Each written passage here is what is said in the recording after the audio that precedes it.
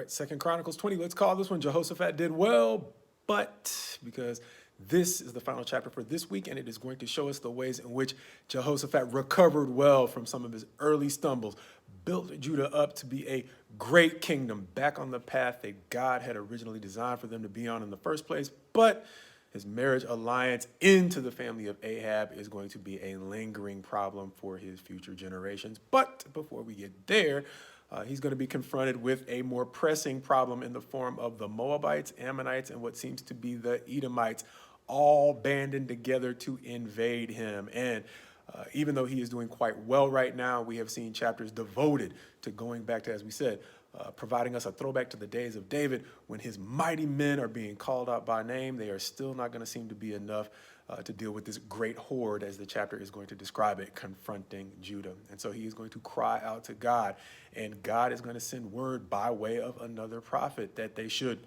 not worry. In a previous sermon, we call this the way in which God delivers DoorDash, meaning we order up DoorDash in one way, meaning Awama order bring my food. They bring the food as long as you pay for it. And that's pretty much it. You tip them if you want, boom. If not, you just eat.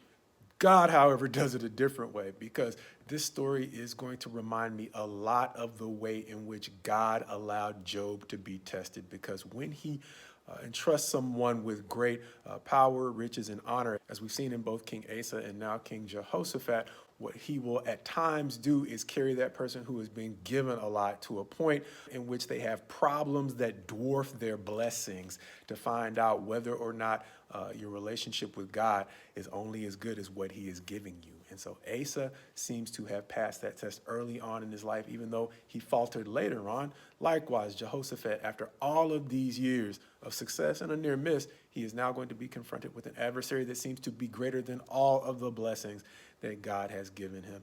And so Jehoshaphat is going to seem to have at least started off on the right foot by not despairing, but much like Asa, in preparing in his early years for times in which things might not be so good. He was not simply preparing Judah physically to be able to withstand an assault. He was preparing them emotionally to understand that things are not always going to be rosy. And so he was wise in building up their protection or their defenses externally, and likewise getting them ready mentally and emotionally for times like these. And so he does not panic, even though he is clearly afraid. The chapter will tell us when he gets word from the prophet, the word doesn't seem silly when the prophet says, this battle is not yours.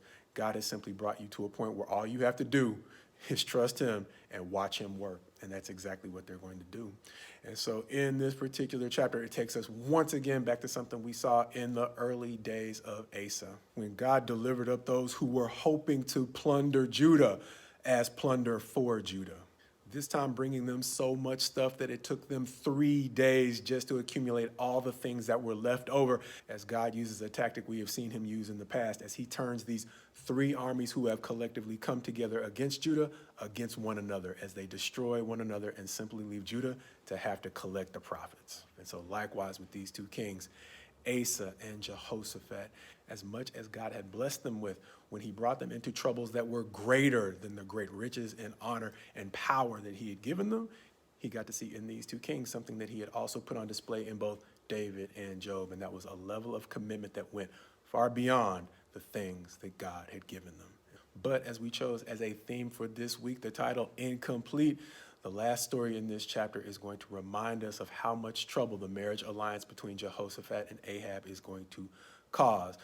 Understanding that at the very end of the chapter, we're going to see an otherwise simple story of them simply trying to do a project together. They're no longer going to war, creating unnecessary drama. Now he's simply with one of Ahab's descendants trying to build a navy, something that David was able to do with a man by the name of Hiram, and it went well. However, the last story in this chapter seems to be giving us another perspective on the way in which, no matter how innocent the partnership might seem, toxic relationships tend to end in toxic ways. As the navy that Jehoshaphat partners to build with Ahaziah, the new king of Israel, ends up shipwrecked. An unfortunate omen for Jehoshaphat's descendants as they grow closer and closer to the kings of Israel and get wrapped up more and more in the drama that consistently swirls around them.